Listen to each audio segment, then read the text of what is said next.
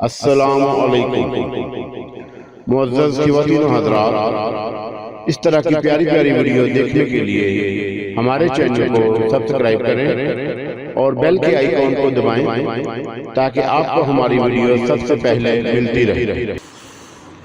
السلام علیکم دوستو، پیش خدمت ہے زندہ صدیاں کی ایپیسوڈ نمبر 33۔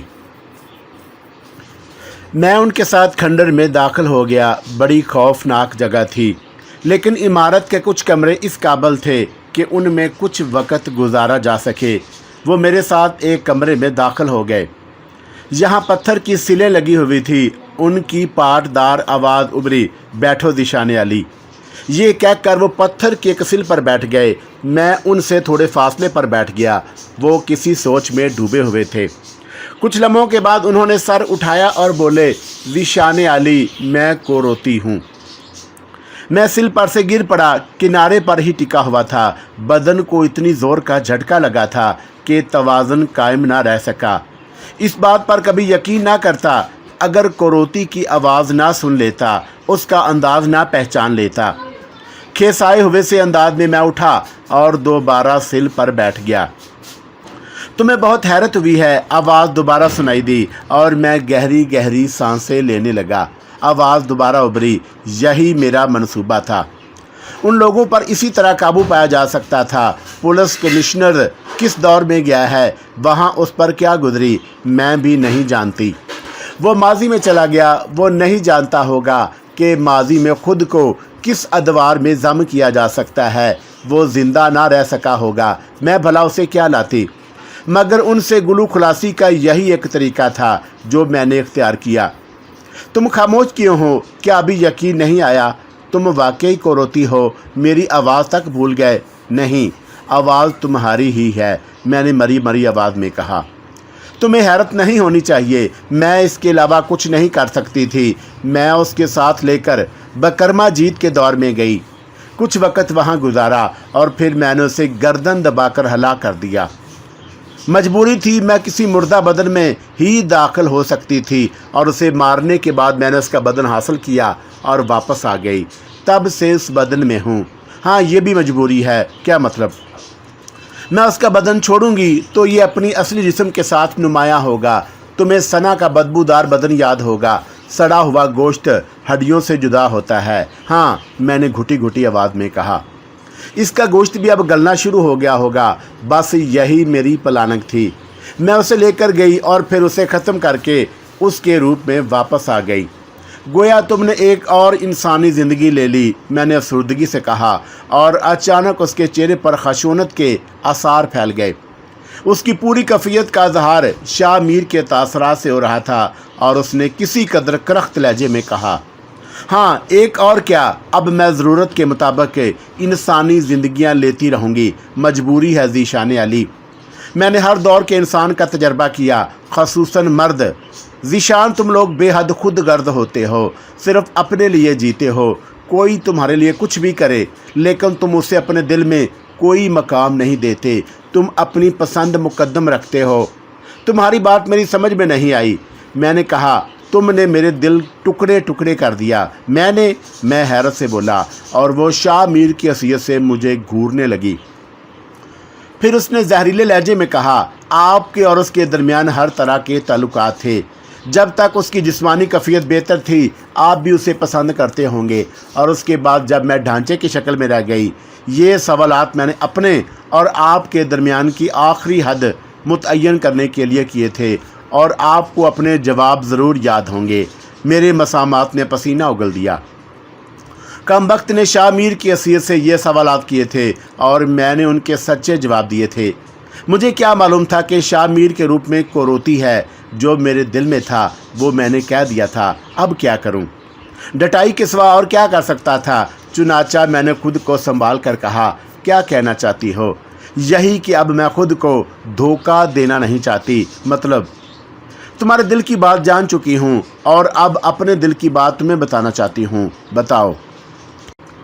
میں نے ان صدیوں میں سے ایک حسین مرد دیکھا ہے، بے شمار میری طرف جھکے بھی ہیں، لیکن میں نے ان پر تھوکا بھی نہیں۔ मेरी बदनसीबी कि इस दौर में आकर मैं तुम्हारी मोहब्बत में गिरफ्तार हो गई और मेरी शख्सियत पारा पारा हो गई। मैंने अपना वजूद अपनी मोहब्बत को सौंप दिया और मुझे उन लम्हात की चाहत नहीं थी जो मैंने तुम्हें दिए।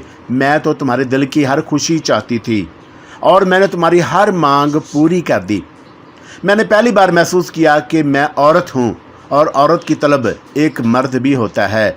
तुम मेरे मर्द बन गए और मैं तुम्हारी दीवानी हो गई। मुझे हर वक्त ये गम खाए जाता कि तुम बूढ़े हो जाओगे, मर जाओगे, फिर मैं क्या करूँगी। लेकिन मेरे पास इसका कोई हल नहीं था। अलबत्ता मैं अपने ज़हन में मुसलसल ये सोच रही थी कि तुम्हें कैसे अमर करूं। खैर, ये अलग बात है। अब जब कि मुझे तुम्हारे दिल की बात मालूम हो चुकी है, मुझे ये पता चल चुका है कि तुम मुझसे पीछा छुड़ाना चाहते हो, तो मैंने एक फ़ैसला कर लिया। कैसा फ़ैसला? मैं खुद को तुम्हारे पुलिस के हवाले किए देती हूँ। मैं उन्हें पूरी तफसील बता दूँगी। उनसे कह दूँगी कि कैसर शाह के कत्ल और अब शाह मीर के कत्ल में ज़ीशान अली का कोई हाथ नहीं। उसकी ज़िम्मेदार मैं हूँ। वो मेरे साथ जो भी सलूक करें। मैं उसके अल्फाज से बहुत मुतासर हुआ। कुछ सोचने के बाद मैंने कहा, नहीं कुरोती, मैं ये नहीं चाहता। देखो, मैं इंसान हूँ। एक नई दुनिया से मेरा ताल्लुक़ है। तुम खुद सोचो। बस मैं तुम्हें कैसे समझाऊं कि मैं क्या चाहता हूं। तुम जो चाहते हो वो भी कर भी सकती हो। क्या ये मैं तुम्हें नहीं बताऊंगी? क्या मतलब? मैंने कहा, लेकिन वो खामोश रही और मैंने उसके बाद कोई सवाल नहीं किया। वो शामिर की शक्ल में खामोश बैठी रही। फिर बोली, शामिर के बदन का क्या करें? ये तो मर चुके हैं। हाँ, और अब गलना सड़ना शुरू हो गया होगा। तुम उनके बदन में रहो। नहीं, तुम्हें याद होगा कि सना के बदन में भी मैं ज़्यादा देर नहीं रह सकी थी। ये बदन शायद इतना भी साथ ना दे सके। मैं महसूस कर रही हूँ। एक सूरत यह है कि हम उसे यहीं यूं ही छोड़ दें और यहाँ से चलें। ये बेहतर नहीं होगा। इसे इनके लवाहकीन के पास पहुँचाना चाहिए ताकि वो इनकी तजज़ीन व तकफ़ीन कर सकें। मैं किसी लाश की ये बेहुरमती बर्दाश्त नहीं कर सकता। और मेरी वो तनस से बोली, ऐसी बातें ना करो कुरोती। एक आखिरी बात बता दो बराह करम। एक आखिरी बात पूछो। जब तक ज़िंदगी है मेरे साथ पसंद करोगे। सोचने की ज़रूरत नहीं थी। मैं एक बेगुनाह मुजरम था, लेकिन मेरे हम वतन कभी नहीं मानेंगे कि मैं बेगुनाह हूँ। ज़िंदा सदियाँ भी उनके कब्ज़े में है। कुरोती का साथ छोड़ दिया तो क्या करूँगा? वो कम अज़ कम अपनी पुरइसरार क़ुव्वतों का सहारा तो देगी। चुनाचा मैंने कहा, हाँ, मैं तुम्हारा साथ पसंद करूँगा, दिल से, हाँ। वो खुश हो गई, जिसका इज़हार उसकी आंखों से हुआ, यानी शाह मीर की आंखों से। और फिर वो कुछ देर सोचती रही। फिर बोली, शाह मीर की वसीयत से इसके घर में रहना हमारे लिए ख़तरनाक होगा। पुलिस वाले बहरहाल ज़हीन होते हैं और फिर तुम्हारा शाह मीर के साथ रहना कोई मकसद नहीं रखता। हाँ, ऐसा है, लेकिन मैं शाह मीर की लाश यहाँ नहीं छोड़ सकता और उससे उनके घर वालों तक पहुँचना चाहिए। मैंने कहा, यूँ करते हैं कि तुम मामूल के मुताबिक कार लेकर चलो। किसी मारूफ जगह मैं शाह बदन मीर का बदन छोड़ दूंगी और उसे कार में पड़ा रहने देंगे। लोग खुद उसे उसके घर पहुंचा देंगे और हम, मैंने कहा तो वह मुस्कुरा दी। तुम्हारा हम कहना मुझे बहुत अच्छा लगता है। हम भी अपना कोई बंदोबस्त कर लेंगे। बस अब सारी बातें तुम मुझ पर छोड़ दो। भरोसा करोगे? मैंने गर्दन हिला दी।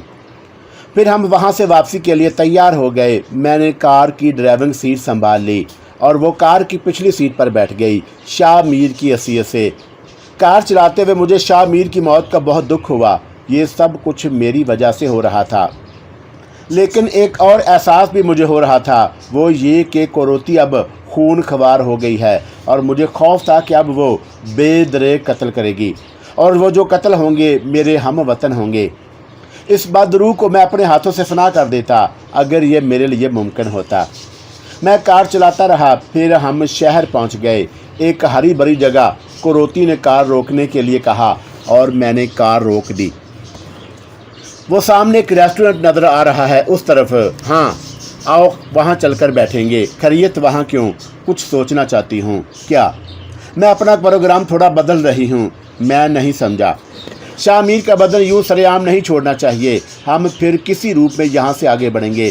तुम भी अवाम के शनासा हो और मैं भी। गड़बड़ हो जाएगी। फिर यूँ करते हैं कि चलते हैं यहाँ से, अभी हमारे पास एक ठिकाना है। जो ही मैं महसूस करूँगी कि मुझे शाह मीर के बदन से निकलना है, हम वहाँ से चल पड़ेंगे और इस दौरान ये फैसला कर लेंगे कि हमें आगे क्या करना है। जैसे तुम पसंद करो। फिर तुमने इतनी तगो-दो क्यों की और मुझे शाह मीर की हैसियत से अपने पास बुलाया और फिर इस वीरान इमारत में ले गई। और अब तुम समझते क्यों नहीं आली, मैंने बेशक कदीम दौर से आज तक वक़्त गुजारा है, लेकिन मैं हर दौर से अच्छी तरह आशना नहीं हो पाती। जब उसे समझने में कामयाब होती हूँ तो दौर बदल जाता है। जिस दौर में मैं अब हूँ उसके बारे में कुछ नहीं जानती, वो तो बस तुक्के लगाती हूँ। किताब की गहराई में उतर कर मैं बकरमा जीत के दौर में पहुँची, लेकिन वहाँ मैंने ज़्यादा वक्त ज़ाया नहीं किया। मेरा मंसूबा यही था कि शाह मीर के घर आकर मैंने ये कोशिश शुरू कर दी कि कोई ऐसा ठिकाना तलाश करूं जहां मैं और तुम क़याम करें। मैंने शाह मीर के ड्राइवर को फांसा और उससे कहा कि मुझे एक ऐसी वीरान इमारत की तलाश है जहां मुझे एक काम करना है। ड्राइवर ने उस इमारत की निशानदही की। बस यूँ समझ लो कि मेरे जहन में कुछ वाज़े नहीं है। इमारत में जाकर मुझे एहसास हुआ कि यहाँ आने से कोई फ़ायदा नहीं। फिर अब चलो वापस चलो, देखेंगे आगे क्या किया जा सकता है। मैं उसकी बात समझ गया था। सच्ची बात है कि मेरी अक्ल ने भी साथ छोड़ दिया था और मैं अपने मुस्तकबल के बारे में कोई फ़ैसला नहीं कर पा रहा था। अलगर्ज मैंने दोबारा गाड़ी दौड़ाई, शाह मीर की कोठी की तरफ बढ़ाई और वहाँ पहुँचा तो पुलिस के कुछ अफसरान को शाह मीर का मुंतज़िर पाया। शाह मीर के इस तरह मेरे साथ तनहा आने पर वो तशवीश का शिकार हो गए और उन्होंने मुझे मुश्तबा निगाहों से देखा। कुरोती शाह मीर के एक अंदाज की अदाकारी कर रही थी और उसने शाह मीर के पुरवकार लहजे में उनकी आमद की वजह पूछी। सर, आपसे कुछ काम था, एक ऑफिसर ने कहा। हूँ ज़ीशान, तुम मेरे कमरे में आ जाओ, मैं आता हूँ, कुरोती ने कहा और मैं अंदर चल पड़ा। कोई 20 मिनट के बाद कुरोती शाह मीर के रूप में अंदर आ गई। कुछ खाना पीना चाहते हो? बिल्कुल नहीं। खैरियत, ये लोग क्यों आए हैं? बताती हूँ, उसने कहा और जूते वगैरह उतार कर सोफ़े की बजाय बिस्तर पर आ गई। थक गई हूँ बुरी तरह। हाँ, और मैंने मुख्तसर कहा। फिर बोला, क्यों आए थे वो लोग? तुम्हारे बारे में तशवीश का शिकार हैं। उनका ख्याल है कि तुम काबिल भरोसा नहीं हो। कुरोती किसी भी वक्त तारीख से वापस आ सकती है और तुम्हें इस आज़ादी से मेरे पास नहीं रहना चाहिए। शाह मीर के पास? तुमने क्या कहा? मेरे इस सवाल पर कुरोती शाह मीर के अंदाज में मुस्कुराई। फिर बोली, काफ़ी वक्त हो गया है तुम्हारी दुनिया में, थोड़ी सी अकल तो आ गई। मैं यानी शाह मीर उन सब से बड़े ओहदे की हामिल हूँ और मैंने सख्त रवैया अख्तियार करते हुए कहा कि वो मुझे बेवकूफ़ समझते हैं। मैं अपने अमल की खुद ज़िम्मेदार हूँ। और फिर मैंने नरम रवैया अख्तियार करके उनसे कहा कि ज़ीशान एक नेक नाम सिफत इंसान है, वो सिर्फ़ हालात का शिकार हो गया है, वरना वो बुरा इंसान नहीं। वो मुझसे ताउन कर रहा है और उस बात के लिए तैयार है कि अगर कुरोती उसके पास आई तो वो उसे मफलूज करके आखिरकार उनके हवाले कर देगा। मेरे दिल में बेईमानी आई। मैंने सोचा कि इससे पूछूं कि इसे मफलूज कैसे किया जा सकता है ताकि मौका मिलने पर मैं ऐसा ही कहूं, लेकिन फिर मैं खामोश ही रहा। बस मैंने उन्हें इत्मीनान दिला दिया कि वो फ़िक्र ना करें। वो कम वक्त मेरी रहायशगाह में किताब के पास रहकर उसकी निगरानी कर रहे हैं ताकि जैसे ही कुरोती उससे बाहर आए उसे गिरफ़्तार कर लें। पहले तो वो उसे तबाह करने की कोशिश कर रहे थे। हाँ, अब शाह ने यह इरादा आर्जी तौर पर मुलतवी कर दिया। ये उनकी खाम ख्याली है अली, वो उसे कभी तबाह नहीं कर सकेंगे। ये किताब आखिर है क्या कुरोती, और तुमने उसे कैसे तामीर किया? मेरे इस सवाल पर वो सोच में डूब गई। फिर गर्दन उठाकर बोली, किसी और वक्त इसका जवाब दूंगी, इस वक्त ज़रूरी नहीं। ठीक है, अब क्या इरादा है? एक तरह से हमें आज़ादी है। मैं जानती हूँ कि तुम मेरे साथ खुश नहीं हो, जिसका इज़हार तुम कर चुके हो। मैंने इस पर बहुत गौर किया, लेकिन आली मैं सच कह रही हूँ। मैंने अपनी आना को सामने रखकर बहुत सोचा कि मैं तुम्हारा पीछा छोड़ दूँ, तुमसे दूर चली जाऊँ, लेकिन आली मैं ऐसा नहीं कर पाऊँगी। आली, ये सोच कर ही मैं अजीब कैफियत का शिकार हो जाती हूँ कि मैं तुम्हें अपनी इस कैफियत के बारे में बता नहीं सकती। इस वक्त एक ख्याल बड़ी शिद्दत से मुझे बेबसी का शिकार कर देता है। वो ये कि काश मैं भी आम इंसानों की तरह मर सकती। अगर मुझे मौत आ सकती तो मैं उसे खुशी से गले लगा लेती। کبھی کبھی میرا دل چاہتا ہے کہ کاش کوئی ایسا عمل ہو سکے جس کی بنیاد پر مجھے موت آ جائے۔ اب بھی لاتعداد انسانوں کے دل میں ایسی خواہش جاگی ہوگی کہ انہیں لمبی عمر حاصل ہو جائے، انہیں آب حیات یا امرت جل پینے کو مل جائے، لیکن وہ پاگل نہیں جانتے کہ موت کا مزہ ہی کچھ اور ہے، جیسے پورے دن کی مشقت کے بعد آرام دہ بستر اور کالی رات کی نیند۔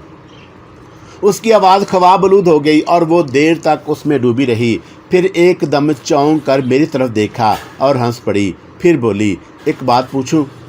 میں نے کوئی جواب نہیں دیا، وہ خاموش رہی، سوچتی رہی، پھر بولی، چلو ٹھیک ہے، نہیں پوچھتی۔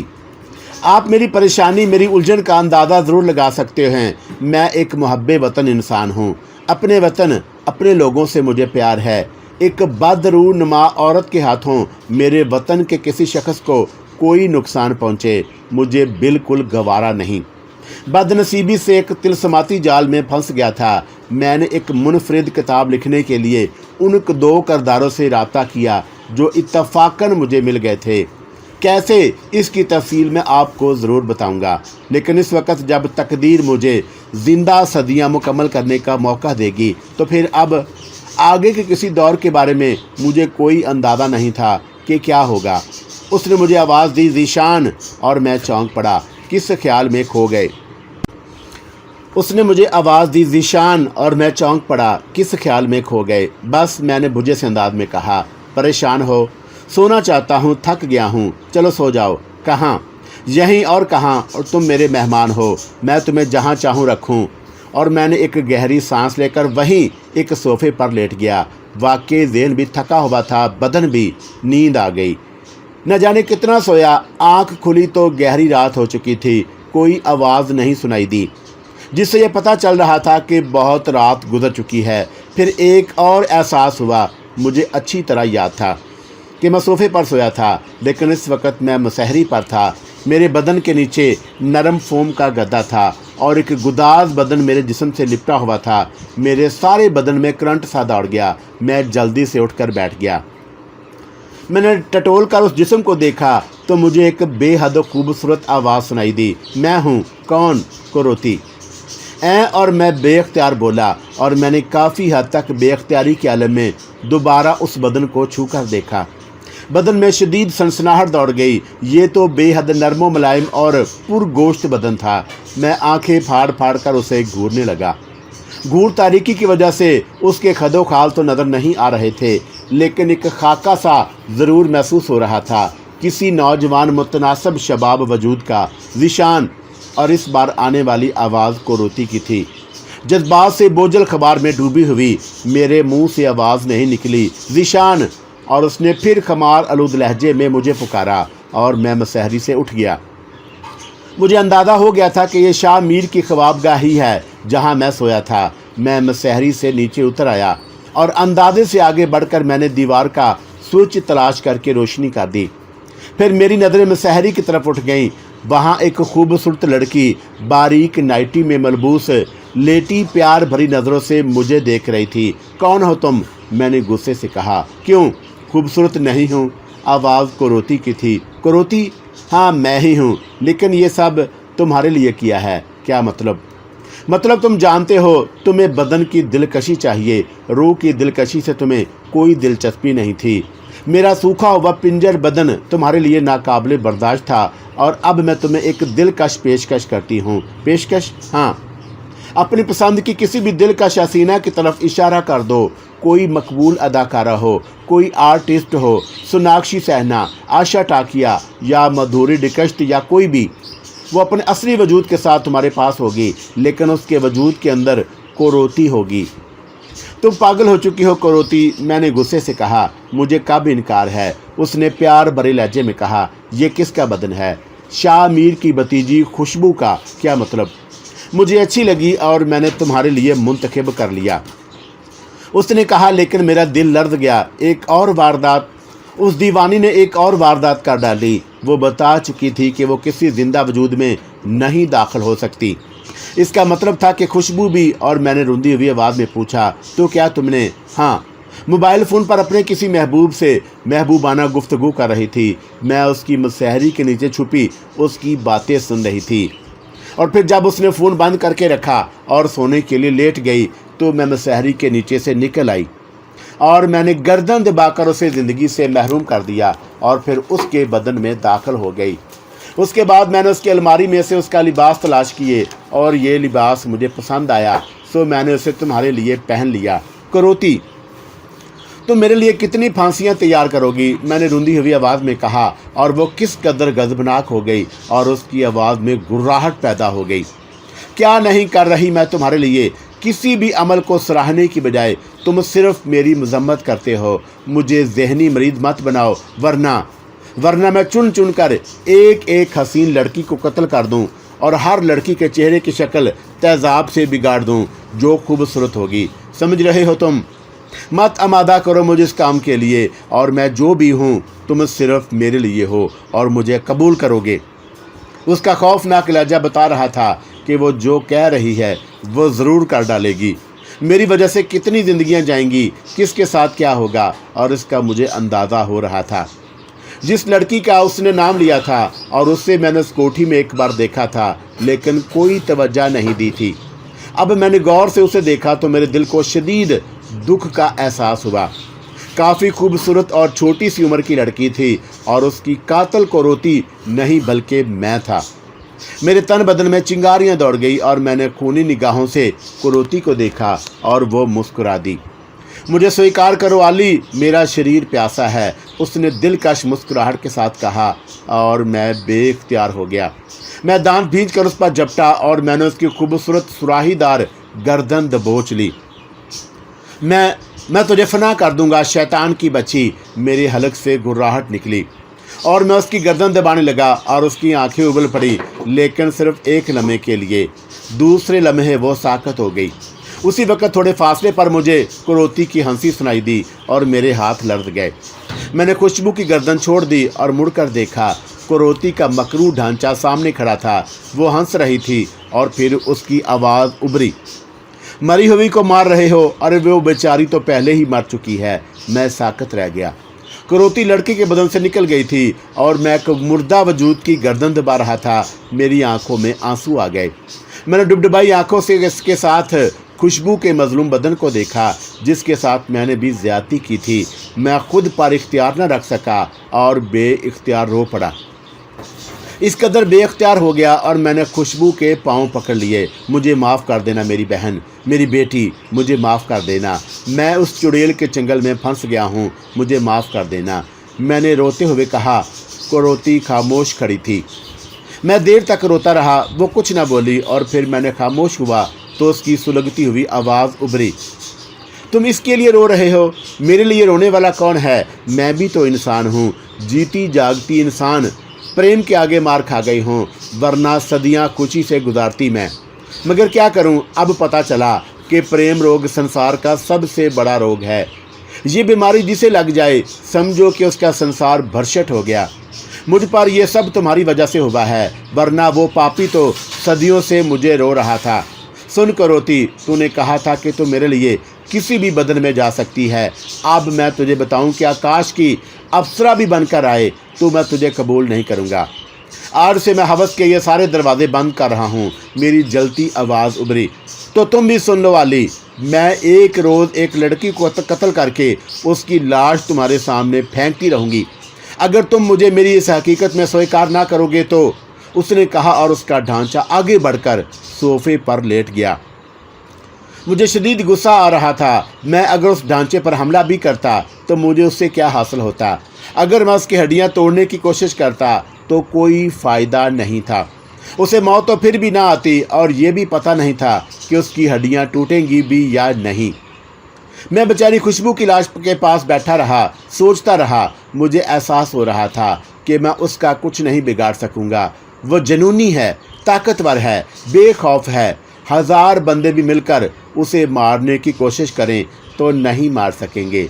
अरे वाह, और मेरे खुदा, वाकई एक लड़की को रोज़ाना कत्ल कर देगी। बेगुनाह लड़कियां मारी जाएंगी। क्या करूं, कुछ समझ में नहीं आ रहा था। बहुत देर गुजर गई। आखिरकार मैंने एक फ़ैसला किया और उस पर अमल करने के लिए तैयार हो गया। करोती, मैंने उसे आवाज़ दी, मेरे पास आओ।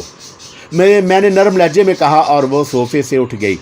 फिर आहिस्ता आहिस्ता चलती हुई मसहरी तक आई और उसके एक कोने पर बैठ गई। क्या सोच रही हो? कुछ नहीं। आगे क्या करना है? मैं नहीं जानती। शाह मीर की लाश कहाँ है? थोड़े फासले पर एक बंद कमरे में। क्या उसका बदन सड़ चुका है? काफ़ी हद तक उससे बदबू उठ रही है, लेकिन मैंने कमरे की खिड़कियां बंद कर दी हैं, दरवाज़ा भी एयर टाइट है। उसने जवाब दिया, आओ हम यहाँ से चलें। कहाँ? तो क्या यहाँ मरोगी? मैं फिर जला गया, लेकिन गैर मतवक्का तौर पर वो हंस पड़ी। क्या मज़े की बात है, यहाँ मरोगी? वाह, चलो ठीक है, मर जाएंगी अगर तुम कहोगे।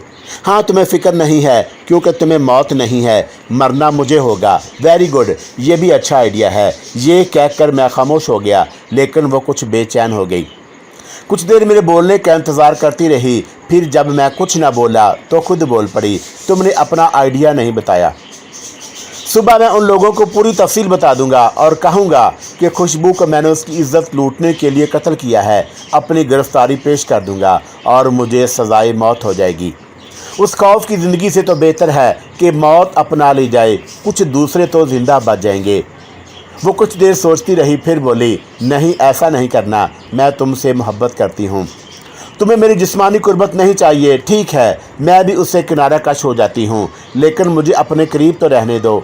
तुम कहोगे तो मैं खुद को पुलिस के हवाले करूँगी, अपने सारे जुल्म कबूल कर लूँगी। वो मेरे साथ जो सलूक करना चाहें करें, ख़त्म तो नहीं कर सकेंगे मुझे।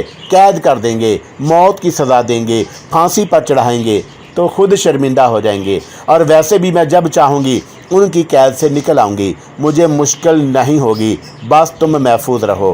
करोती जी, मेरे महफूज रहने की अब कोई गुंजाइश नहीं। क्यों? ये बात मैं जानता हूँ, मुझे भी बताओ। मुझे तुम्हारे बराबर का मुजरम करार दिया गया है। हम दोनों की सज़ा एक है, यानी सज़ाए मौत, और वो सज़ा तुम्हें नहीं दे सकेंगे। मैं खामोशी से फांसी के फंदे पर लटक जाऊंगा। ओहो! और वो तशवीश से लहजे में बोली, फिर कहने लगी, फिर बताओ क्या करें? मैं तुमसे कह चुकी हूँ कि मैं तुम्हारी जिस्मानी कुर्बत से किनारा कश होती हूँ। अब तुम्हें परेशान नहीं करूँगी। वादा? हाँ, तो फिर हमें यहाँ से फ़ौरन निकल जाना चाहिए। यहाँ 2 लाशें मौजूद हैं और उन दोनों की जिम्मेदारी हम पर है, और उनके बरामद होने के बाद हमारा जो हशर होगा वो यहीं इसी कोठी में हो जाएगा। चलो, उसने बड़ी सादगी से कहा। मुझे भी चिढ़ गई, चुनाचा मैं भी फ़ौरन आमादा हो गया। वो कहने लगी, मैं इसका बदल ले लूँ, बाद में तुम कहोगे तो छोड़ दूँगी। नहीं, वो इस घर की बेटी है, कैसे गई है कोई नहीं जानता। घर से गायब होगी तो तरह तरह की बातें होंगी, लोग इल्ज़ामात लगाएंगे, कहेंगे कि किसी के साथ घर से भाग गई वगैरह वगैरह, और मौत के बाद भी बेचारी रुसवा होगी और उस मजलूम ख़ानदान के सर शर्म से झुक जाएंगे। अरे वाह, वेरी इंटरेस्टिंग। और वो हल्की से हंसी के साथ बोली, फिर कहने लगी, ठीक है, आओ चलते हैं। हम दोनों बाहर निकल आए, लेकिन कमरे से बाहर कदम रखा था कि घर के 2 अफराद जो किसी वजह से जाग रहे थे अचानक एक कमरे से निकल आए। कमरे एक राहदारी में लाइन से बने हुए थे और राहदारी में तेज़ रोशनी थी, चुनाचा उन दोनों ने हमें देख लिया। एक लम्हे के लिए वह हैरान हुए, और फिर जो उन्होंने बेहानक चीखें मारी, उन्होंने मेरे भी कान फाड़ दिए। करोती इतनी जज्बाती हुई थी कि उसने बाहर निकलते हुए कोई चादर भी नहीं ओढ़ी थी, जबकि कोई चादर वगैरह बिस्तर से उठाई जा सकती थी, और मुझे भी कोई ख्याल नहीं आया था। राहदारी में मौजूद कमरे रोशन हुए। क्या है? कौन है? कई आवाज़ें उभरी और हमें दौड़ लगानी पड़ी। राहदारी के एक दरमियाने हिस्से में सीढ़ियाँ बनी हुई थी जो बाहर पोर्च में उतरती थीं। हम उन सीढ़ियों से नीचे उतर गए। पोर्च में खड़ी कारों के पास 2 ड्राइवर चारपाइयों पर सो रहे थे। वो शोर से उठ गए, फिर वो भी हलक फाड़ कर चीखने लगे, और उन्होंने करोती के ढांचे को भागते हुए देख लिया था। पुलिस से अफसर आला की कोठी थी, इसलिए बाहर कई पुलिस वालों की ड्यूटी थी। हम गेट की तरफ भागे और कुछ ही लम्हों में हमें पुलिस की चलाई हुई गोलियों की आवाज़ें सुनाई दी। गोलियां हमारे आसपास से गुजरकर गेट में लगीं। असल में हर तरफ रोशनी हो रही थी और हमें हर जगह बखूबी देखा जा सकता था, इसलिए सूरत हाल बेहद संगीन हो गई। गेट पर भी पुलिस के सिपाही तैनात थे। गेट पर गोलियों की बाढ़ लगी तो वो भागकर कैबिन में जा घुसे, क्योंकि उन्हें सूरत हाल मालूम नहीं थी। क्योंकि गोलियां अंदर से आई थी, इसलिए गेट के मुहावजों ने कुछ ना समझकर अंदर की तरफ गोलियां चलाना शुरू कर दी।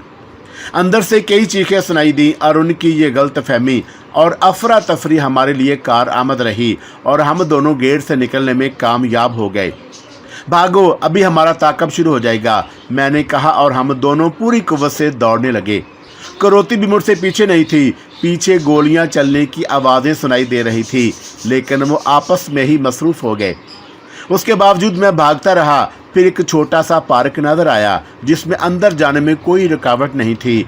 खुला हुआ पार्क था। मेरी सांस बुरी तरह फूल रहा था, सीना धोखनी बना हुआ था। मैंने पार्क के किनारे रुककर उसका जायज़ा लिया और फिर उसमें अंदर दाखिल हो गया। पार्क में बेंचें पड़ी हुई थी, हर तरफ हू का आलम था। मैं एक बेंच पर जा बैठा। करोती मेरे पास आ बैठी और कुछ देर खामोश रही। फिर वो बोली, तुम्हारा तो बुरा हाल है, सांस बुरी तरह फूला हुआ है। हाँ, और तुम्हारा? मैंने बमुश्किल कहा और हंस पड़ी। फिर बोली, सांस का तल्लुक तो फेफड़ों से होता है। तो फिर? मेरे फेफड़े ही नहीं हैं, उसने मज़ाहिया अंदाज में कहा और मेरे पास इस बात का कोई जवाब नहीं था। अंदर का पूरा निज़ाम खाली होने के बावजूद वो जिंदा थी। साइंस इसके बारे में क्या कहती थी मुझे नहीं मालूम था, लेकिन वो कायनात का बहुत बड़ा अजूबा थी। वहाँ तो जंग शुरू हो गई थी। और उसने कुछ देर के बाद कहा, मैंने कोई तबसरा नहीं किया, अलबत्ता मैं सोच रहा था कि अब तो मैं करोती से बड़ा मुजरम गर्दाना जाऊंगा और सारे फंदे मेरी गर्दन में लगेंगे। दफतन मेरी नज़रें सामने की तरफ उठ गईं। अस्पताल के नेमन साइन नज़र आ रहे थे। ये वही अस्पताल था जहां मुझे सना मासूम मिली थी और एक छोटी सी कहानी ने जन्म लिया था।